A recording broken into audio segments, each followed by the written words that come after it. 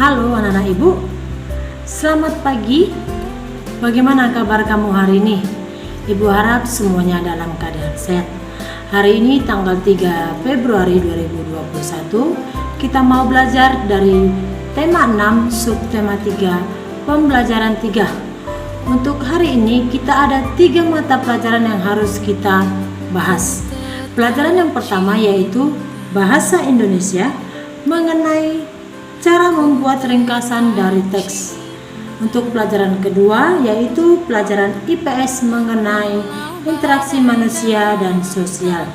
Dan pelajaran yang ketiga yaitu pelajaran PKN mengenai hak, kewajiban, dan tanggung jawab.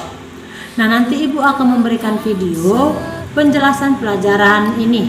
Ibu harap kamu semuanya dapat menyaksikan supaya nanti kamu bisa mengerti apa yang dijelaskan di dalam video, dan kamu juga bisa mengerjakan tugas yang akan Ibu berikan setelah selesai melihat video yang akan Ibu berikan. Selamat menyaksikan video ini. Pertama-tama kita akan membahas muatan bahasa Indonesia. Sekarang perhatikan di hadapan kalian. Di sini ada 3 orang anak yang sedang membaca buku yang sama.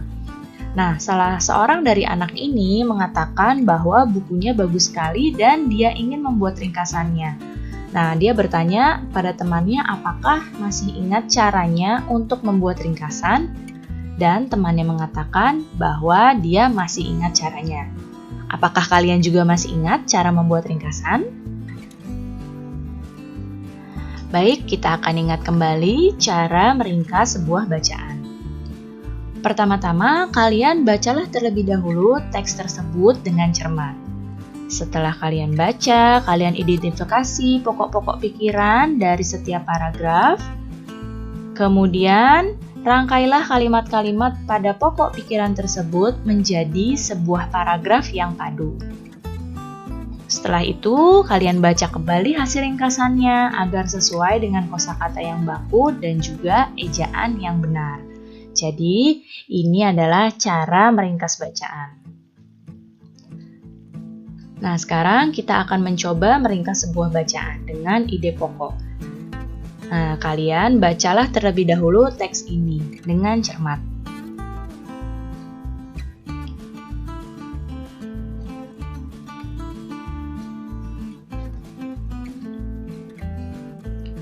Baik, setelah kalian baca, sekarang kita akan tentukan ide pokok dari paragraf pertama teks ini. Siapa yang tahu apa ide pokok dari paragraf pertamanya?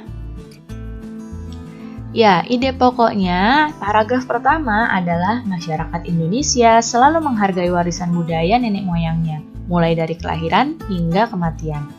Kemudian untuk paragraf kedua, ide pokoknya adalah ada kecenderungan masyarakat untuk mengurangi kegiatan tradisinya.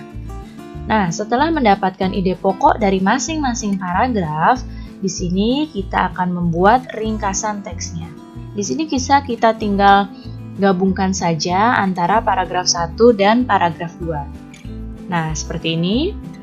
Ini kalimat yang pertama, ini adalah paragraf 1. Dan kalimat yang kedua, ini adalah paragraf kedua. Di sini ada kalimat ketiga merupakan tambahan ringkasan dari teks ini.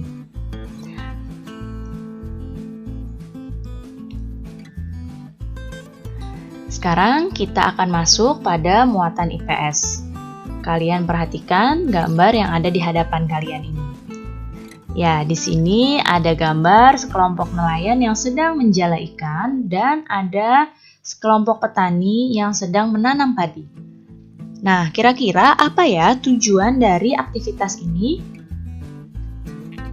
Ya, kedua aktivitas ini bertujuan untuk pemenuhan kebutuhan serta pembangunan sosial dan ekonomi masyarakat.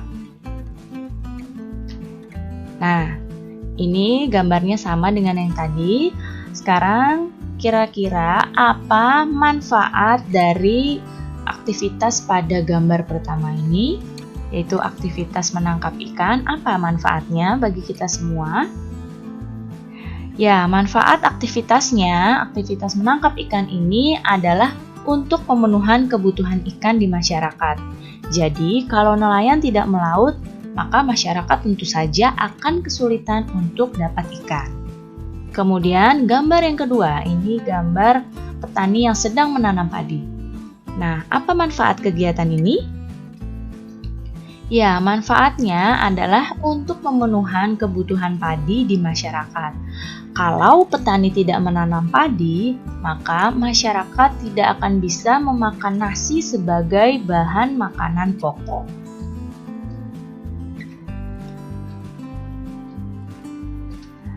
Jadi, terdapat banyak bentuk interaksi manusia dengan lingkungan yang dilakukan dalam pembangunan nasional. Masyarakat didorong untuk mengoptimalkan potensi daerahnya dalam upaya meningkatkan kesejahteraan mereka. Bagi daerah yang penghasil sayur, maka mereka bisa meningkatkan hasil sayurnya. Begitu juga dengan yang menghasilkan padi, mereka bisa meningkatkan hasil padinya. Dan juga ikan, mereka meningkatkan hasil ikannya. Untuk daerah yang menghasilkan kerajinan-kerajinan, seperti pemahat dan juga pembatik, mereka bisa terus meningkatkan hasil dari pembuatan pahat dan batiknya agar kesejahteraan mereka dapat meningkat. Nah, sekarang perhatikan di hadapan kalian ada gambar seorang ibu dan anaknya. Di sini sang ibu sedang membantu anaknya belajar dan sang anak berkata bahwa ia sudah selesai mengerjakan tugas-tugas yang diberikan oleh gurunya. Dan ibunya berkata kalau dia anak yang hebat karena sudah menyelesaikan kewajibannya dengan penuh tanggung jawab. Sekarang kita akan masuk pada muatan PPKN.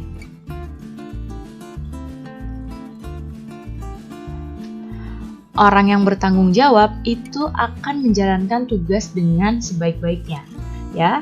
Jadi, orang yang bertanggung jawab itu karena dapat menjalankan tugas dengan sebaik-baiknya, maka akan lebih dihormati dan dipercaya oleh masyarakat. Tapi kebalikannya, jika seseorang tidak bertanggung jawab, maka dia akan menanggung akibatnya. Nah, apa ya akibatnya jika kita tidak bertanggung jawab atau kita tidak memiliki sikap bertanggung jawab? Akibatnya, kita menjadi orang yang tidak dipercaya dan juga tidak dihormati di masyarakat. Akibat yang berikutnya, kita bisa menimbulkan kerusakan di lingkungan sekitar dan juga dapat membuat hubungan sosial dengan masyarakat menjadi tidak baik. Nah, jadi ini adalah akibatnya jika seseorang itu memiliki sikap tidak bertanggung jawab. Ibu harap di sini kalian semua memiliki sikap bertanggung jawab, ya, karena kalian semua adalah anak-anak yang hebat. Nah, bagaimana anak ibu dengan penjelasan di dalam video yang ibu berikan tadi? Ibu harap kamu semuanya bisa mengerti dan memahami apa saja yang dijelaskan di dalam video. Nah, sekarang ibu tidak perlu lagi banyak memberi penjelasan untuk pelajaran ini. Hanya ibu mau memberikan kamu tugas yang ibu ambil dari buku paket kita, buku tema 6, subtema 3, pembelajaran 3. Nah, untuk tugas kamu bahasa Indonesia, ibu ambil pada halaman 85. Nah, kamu lihat di situ halaman 80. Ayo menulis. Setelah membaca teks perubahan budaya, tulislah ringkasan teks tersebut pada kolom berikut. Nah, di sini tugas kamu yaitu hanya menulis ringkasan pada teks yang berjudul perubahan budaya pada halaman 84 sampai 85. Nah, di sini kamu baca dulu teksnya, lalu kamu bisa ringkas. Ini pelajaran sudah sering kita bahas. Nah, sekarang kita mengulangi lagi bagaimana cara untuk meringkas sebuah teks bacaan. Itu saja tugas kamu untuk bahasa Indonesia. Nah, untuk tugas kamu IPS, ibu ambil pada halaman 86 bagian bawah. Kamu perhatikan halaman 86, diskusikanlah bersama temanmu interaksi sosial yang terdapat pada teks Yogyakarta, gencarkan sertifikasi pengrajin batik. Tuliskan hasil diskusimu di kolom berikut. Nah, ini maksudnya kamu hanya mendiskusikan. Maksudnya kamu baca dulu apa isi teks dari teks bacaan yang berjudul Yogyakarta menggencarkan sertifikasi pengrajin batik.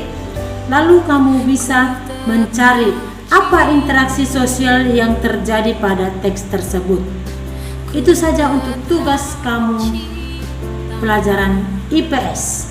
Nah, untuk tugas terakhir yaitu tugas PKN, Ibu ambil pada halaman 87 bagian atas. Nah, kamu lihat, diskusikanlah hak, kewajiban, dan tanggung jawab beberapa pihak terlibat dalam sertifikasi pengrajin batik di Yogyakarta tersebut. Tuliskan hasilnya pada tabel berikut.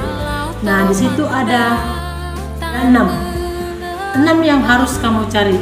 Apa hak, kewajiban, dan tanggung jawab setiap kepala dinas, ketua, pengrajin, produsen, dan konsumen tersebut.